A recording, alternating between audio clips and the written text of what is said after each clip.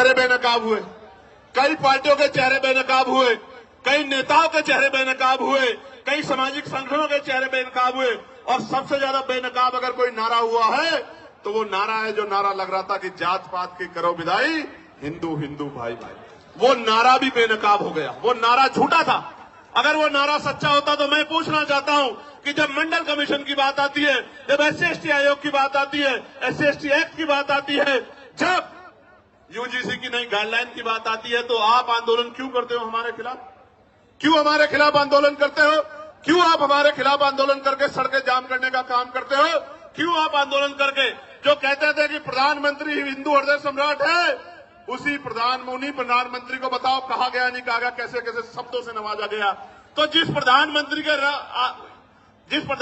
राज में आपको EWS मिला, उन्हीं प्रधानमंत्री को जब एक आपको काल्पनिक ऐसा लगा कि भाई हमारे बच्चों के ऊपर जो है जांच बैठ सकती है, उनपे जो है उनपे मुकदमा दर्ज हो सकता है, सिर्फ काल्पनिक, कोई मामला सामने नहीं आया। हम पे तो उदाहरण है, मैं बताऊंगा पूरी बात में, हम पे उदाहरण है, कोई मामला सामने नहीं आया तो आप आंदोलन करने चले आए। क्योंकि जब भी मंडल कमीशन कहां से हिंदुओं के खिलाफ था, मुझे बताओ। अगर मेरे भाइयों को कुछ मिल रहा है और मैं विरोध कर रहा हूं तो मैं कहां से उनका भाई हुआ, आप मुझे बताओ। देखो, बहुत कुछ बेनकाब हुआ। बेनकाब ये हुआ है कि जाति सत्य है, जाति सत्य है, और जाति को ठुकराया नहीं जा सकता। जिसको हिंदू हृदय सम्राट कहते थे, उसी को जाति के आधार पर गाली देने का काम करते। इसका मतलब जब तक वो व्यक्ति आपका काम करेगा तब तक आप उसको पलकों बिठा के रखोगे, और जैसे ही वो कोई और इनका रोल भी नहीं यूजीसी में, तो आप उनको गाली देने लग जाओगे। ये है जाति का सत्य। मैं और बताता हूं, हाथ कंगन को आरसी क्या और पढ़े लिखे को फारसी क्या। कल ही एक मामला हुआ एक बैंक में, 2 बेटियां थी। वो एक बेटी कहती है कि मैं ठाकुर, और दूसरी बेटी वो ब्राह्मण समाज की है। मैं तो तमाम महिलाओं का सम्मान करता हूं, लेकिन आप देखो कि उन्होंने क्यों नहीं कहा कि मैं हिंदू हूं, और दूसरी बेटी ने क्यों नहीं कहा मैं हिंदू। एक ने कहा मैं ठाकुर, दूसरी ने कहा मैं ब्राह्मण हूं, और दोनों अपने अपने समाज से समर्थन मांग रही हैं, और दोनों के विरोध में एक दूसरे के समाज के लोग गाली बकने का काम कर रहे हैं। इसलिए मैं आपको बता रहा हूं कि वर्ग की बात ही नहीं है, ये बात जातियों तक जाती है जब आपके अधिकारों पे हमला होता है। और सबसे बड़ी बात देखो, जिनके बच्चों को जो बच्चे मर रहे हैं जिनके, क्योंकि 118% की वृद्धि हुई अपराध में। ये मैं नहीं कह रहा हूं, ये सरकार के आंकड़े कह रहे हैं, एजेंसियों के आंकड़े कह रहे हैं। 118% की वृद्धि हुई, और कानून की ये गाइडलाइन कैसे बनी? सुप्रीम कोर्ट ने ऑर्डर किया कि गाइडलाइन बनाओ यूजीसी को। यूजीसी ने गाइडलाइन बनाई, हमने नहीं बनाई।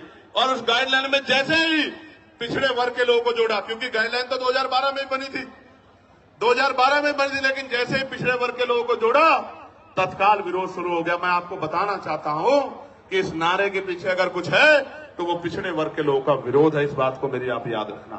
ये सरकारें, इनकी सोच पिछड़ा वर्ग विरोधी है, और हम इस बात को इसलिए लड़ रहे हैं क्योंकि हम जानते हैं कि राष्ट्रपिता ज्योतिबा फुले हमारे लिए लड़ रहे थे, छत्रपति साहू जी महाराज हमारे लिए लड़ रहे थे, ईवी पेरियार रामानायकर स्वामी प्यारेलाल यादव हमारे लिए लड़ रहे थे, महामना राम सुवर्मा चौधरी महाराज सिंह भारती सर छोटूराम चौधरी चरण सिंह हमारे लिए लड़ रहे थे। इसलिए आज हम यहाँ सीना तान के खड़े हैं कि हम अपने भाइयों को अकेला नहीं महसूस होने देंगे, हम उनके साथ।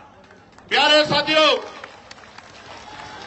यूजीसी की बात हुई है, मैं पूछना चाहता हूं, कोई ऐसा प्रोटेस्ट बताओ जो यूजीसी के विरोध में हुआ हो और पुलिस ने उन पर लाठी चलाई हो। कोई एक विरोध आप मुझे बताओ पूरे देश के अंदर, या उनको पकड़ के खींचा हो, या उनके कार्यक्रम में इस तरह से माइक उठा के बीच बीच में कहा हो कि भाई आपके लोग कम है, आपके लोग ज्यादा, कभी हुआ क्या? लेकिन जैसे आप लोग आंदोलन करने आए, कहां BHU में, कहां गोरखपुर यूनिवर्सिटी में, कहां लखनऊ यूनिवर्सिटी में, कहां JNU में, कहां DU में, आपको पीट भी रहे हैं और पीट के उठा के बंद भी कर रहे हैं। क्योंकि जो समाज प्रभावी होता है, जिनके पास मीडिया होता है, जिनके अधिकारी होते हैं, जिनकी एजेंसियां होती हैं, जिनके पास वॉइस होती है, उनकी छोटी से छोटी बात भी लाखों मील तक दूर जाती है, और जिनकी आवाज नहीं होती उनको हत्या करके लटका दिया जाता है। तो चारों तरफ सुनसान, चारों तरफ इस तरह का चुप्पी होती है कि जैसे कुछ हुआ ही नहीं। इस देश में क्या नहीं सहा हमने, क्या नहीं सहा इस देश में। हमने लक्ष्मणपुर बातें कांड सुना, जहां हमारी माओ के पेट चीर के और जो बच्चे थे पेट में उनको निकाल के तलवार की नोक पे खड़ा कर दिया। क्या नहीं देखा हमने इस देश में। इस देश के दलितों, पिछड़ों, मुसलमानों, आदिवासियों ने क्या नहीं सहा। कितने दंगे, कितने जुल्म, कितनी लाशें हमारी जो है, क्या क्या क्या बयां करूं मैं, क्या क्या नहीं सहा इस देश में। कितने दंगे, कितनी एनसीआरबी का डेटा क्या कहता है, कितनी बच्चों की इज्जत लुटती है। मैं कहता हूं सार्वजनिक करो, रिकॉर्ड उठा के बताओ कि जिन बच्चों की 1 लाखों की संख्या में इज्जत लुटती है, किस समाज की, किस समाज के, बताओ एक समाज को। क्योंकि ये समाज सोया हुआ है, इनको नहीं पता कि रोज इनकी बच्चियों को, बेटियों को कहीं ना कहीं प्रदेश में, देश में जुल्म जाति का शिकार होना पड़ रहा है। और जब न्याय मांगने जाते हैं तो लाठियों से स्वागत होता है, अपमानित गालियां दी जाती है।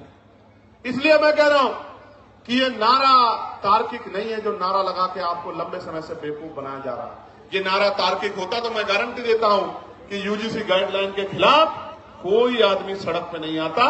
वो कहता कि यूजीसी गाइडलाइन, अच्छा डर कौन, डरेगा कौन। कानून कितने हैं देश में, 302 है, 304 है, 308 है, 307 है, कितने कानून है। इतने कानून बने हुए हैं, हर कानून का दुरुपयोग हो सकता है। कोई दुरुपयोग का एक तो मामला आता। 2012 से SC ST के उसमें गाइडलाइन बनी हुई है, आप पे 10 मामले हैं जो आपके खिलाफ फर्जी दर्ज हो गए हो। कुछ तो होगा आपके पास जिसके आधार पे आप कह रहे हो, लेकिन कोई तथ्य नहीं है। एक ही तथ्य है कि हमें अपराधी मान ले। हम कहां अपराधी मान रहे हैं भाई, हम कौन है अपराधी मानने वाले। कन्वेंशन रेट कहता है कोर्टों का। हम तो किसी को सवाल नहीं करते कि जब हाई जुडिशरी में, हाई कोर्ट में और सुप्रीम कोर्ट में हमारा रिप्रेजेंटेशन नहीं होता, हम तो तब भी सवाल नहीं करते। हम जैसा गुंगा बहरा कौन लोग होगा, बताओ कौन होगा, कौन होगा। हमसे ज्यादा सीधा सच्चा व्यक्ति तो इस देश में कोई भी नहीं होगा, जो जुल्म भी सहता है और चुप भी रहता है। जानवर भी अपने हक के लिए लड़ते हैं, हम लोग तो अपने हक के लिए भी लड़ पाते। हमसे ज्यादा सीधा भोला कौन होगा। और इसी भोलेपन का फायदा लंबे समय से उठाया जा रहा है। प्यारे साथियों, इसका एक उदाहरण बताता हूं कि क्यों लड़ना पड़ता है। मध्य प्रदेश में 90 के बाद, जब मंडल कमीशन के बाद आरक्षण लागू हो गया पिछड़े वर्ग के लोगों को, तो आज भी वो भैया खड़ा है। 13% आरक्षण वहां, जो संवैधानिक 27% मिला है, उसमें से भी 13% मिलता है। वो रोज आंदोलन करते हैं। यही सुप्रीम कोर्ट उस मामले को, फाइल को नीचे दबा के रखता है। क्यों नहीं सुनता। जब आपने एक दिन पहले PIL दाखिल हुई और अगले दिन सुनवाई कर ली, तो हमें पीड़ा होती है कि जब 69,000 शिक्षक भर्ती का मामला उत्तर प्रदेश का सालों भर पड़ा रहता है कोर्ट में, जब 27% रिजर्वेशन का मामला सालों पड़ा रहता है और आप कभी सुनवाई नहीं करते हो। मेरे आज भी याद है, जब डिमोशन हुए थे उत्तर प्रदेश में, एक पूर्व की सरकार थी, जब उनके निगरानी में डिमोशन हुए थे, इसी सुप्रीम कोर्ट ने कहा था कि पहले डिमोशन कराओ, उसके बाद हम सुनेंगे। मैं पूछना चाहता हूं, जब हमारे हकों की बात आती है तो क्यों चुप्पी थाम लेते हो आप। हम तो उम्मीद लगा के बैठे हो कि आप न्याय के देवता हो, आप न्याय की मूर्ति हो, आप न्याय करोगे। क्या ऐसा गाइडलाइन में जिसमें गाइडलाइन ना पड़ी हो, आप मुझे बताओ। क्या उसमें आर्थिक रूप से कमजोर वर्गों को उद्देशिका में नहीं जोड़ा गया। आर्थिक रूप से कमजोर वर्ग EWS में सारे सामान्य जाति के बच्चे, तो कैसे सामान्य जाति के खिलाफ हो गया। इसमें महिलाओं को जोड़ा गया है, इसमें दिव्यांगजनों को जोड़ा गया है, कैसे किसी के खिलाफ हो गया।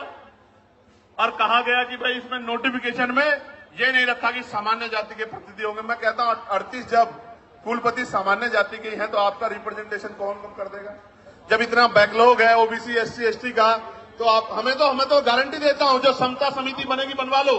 OBC के ST के प्रोफेसर नहीं मिलेंगे आपको, सीनियर प्रोफेसर मिलेंगे नहीं। आप, मेरा चैलेंज आप चेक करवा लो। तो इसलिए मैं कह रहा हूं, प्यारे साथियों, मंडल कमीशन आया था। मंडल कमीशन 2 सिफारिशें लागू हुई, अभी बाकी सिफारिशें चूकित हुई। कभी कोर्ट को नहीं लगता कि ये सिफारिशें लागू होनी चाहिए, कभी नहीं लगता, कभी नहीं लगता। और निजी क्षेत्रों में हम लोग पार्लियामेंट में बिल लेके आए, प्राइवेट मेंबर बिल, की निजी क्षेत्रों में SC ST OBC के लोग को आरक्षण मिलना चाहिए। क्यों मिलना चाहिए भी सुनो। निजी क्षेत्र बनता कैसे है। निजी क्षेत्र इस तरह बनता है कि सरकार जमीन देती है, 1 रुपए लीज पे हजारों बीघा जमीन, फिर उसको लोन देती है, फिर टैक्स में छूट करती है। इस तरह की छूट वो किसानों को, मजदूरों को, गरीबों को, अल्पसंख्यकों को, मुसलमानों को, आदिवासियों को नहीं देती। इतने सब प्रावधानों के बाद तब जाके वो प्राइवेट सेक्टर बनता है। तो जो सारा ही सरकारी पैसे से बना हो, सारा ही सरकारी जमीन पे बना हो, तो उसमें कमजोर वर्गों को हिस्सेदारी क्यों नहीं मिलनी चाहिए? कोई पूछने वाला है क्या? इसलिए हमने कहा कि निजी क्षेत्रों में भी आरक्षण की व्यवस्था होनी चाहिए। और आज इसकी देश की सच्चाई ये है, आपको जानना चाहिए देश की सच्चाई ये है कि कितने ही जो शहर हैं जिनको कहा जाता है स्मार्ट सिटी, उनमें सफाई कर्मचारी सीवर में उतरते हैं, सीवर में मर जाते हैं। 7,000, 8,000, 9,000, 11,000 पे, 13,000 पे मजबूर है काम करने के लिए। मैं आपको जिम्मेदारी के तौर पे कहना चाहता हूं, जानबूझ के जाति के आधार पे ये काम दिया गया है और जाति के आधार पे इसके वेतन का निर्धारण किया गया है। पक्की नौकरी छीन के ठेकेदारी सुविधा पे नौकरी देके आज भी हमारे लोग गटर में मरते। किसी को दुख क्यों नहीं होता? क्यों नहीं सुप्रीम कोर्ट संज्ञान लेता? एक मुख्यमंत्री असम का ये कहता है कि 5 की जगह 4 रुपए दो, इतना सताओ कि ये प्रदेश छोड़ के भाग जाए। जो वीडियो जारी करता है जिसमें सीने पे गोली मारने का जो है निर्देश दिया गया है, मैं पूछना चाहता हूं सुप्रीम कोर्ट सुमोटो क्यों नहीं लेता है? इस वायलेशन पे सुप्रीम कोर्ट चुप क्यों है? हमारे नरसंहार पे सुप्रीम कोर्ट चुप क्यों है? इसलिए तकलीफ होती है कि जिस न्याय के मंदिर से हमें उम्मीद है वो न्याय का मंदिर हमारी तरफ नहीं देख रहा। इसलिए प्रोटेस्ट करना पड़ता है कि उस न्याय के मंदिर तक हमारी भी तकलीफ जाए, हमारी भी पीड़ा जाए। हम भी इस देश के लोग हैं, हम भी देश में टैक्स देते हैं, हम भी देश को सींचते हैं, हम ही देश की बिल्डिंगें बनाते हैं, हम बड़े बड़े शहरों की बिल्डिंगें बनाते हैं, उसमें हमारा पसीना लगता है। न्यूनतम वेतन मजदूरी पे और मजदूरी मांगने पे हत्या भी होती है। हम ही देश की बिल्डिंगें बनाते हैं, हमारे पसीने खून से बिल्डिंगें बनती हैं। हमारी माएं, हमारी बहनें, हमारे बच्चे पेट पे जो है हमारी माएं बच्चे बांध के इस बिल्डिंगों में ईंटें चढ़ा के मशीनरी तो आ जाइए, इस देश को मजबूत करने का काम करते हुए बड़ी बड़ी बिल्डिंगें बनाती है। इन बिल्डिंगों में हम पे रहने के लिए स्थान नहीं होता है। ये सब हमारे सामने। सरकार कहती है हम प्रधानमंत्री आवास योजना चला रहे हैं, लेकिन आप देखो हल्द्वानी में कैसे बसे बसाए लोगों को उजाड़ने का काम किया जा रहा है। इसलिए दर्द होता है कि चारों तरफ हमें कोई सुनने वाला नहीं। प्यारे साथियों, मैं कर्मचारियों की पीड़ा को समझता हूं। ठेकेदारी सुविधा पे जिस तरह उनको लूटा जा रहा है, मैं इस बात को समझता हूं।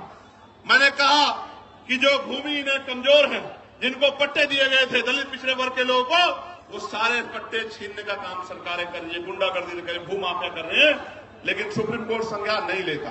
और अगर फाइल जाएगी, और मैं दूसरों की नहीं कहता, मैं अपने मामलों को जो अन्याय मेरे साथ हुआ इनको लेकर सुप्रीम कोर्ट जाऊंगा।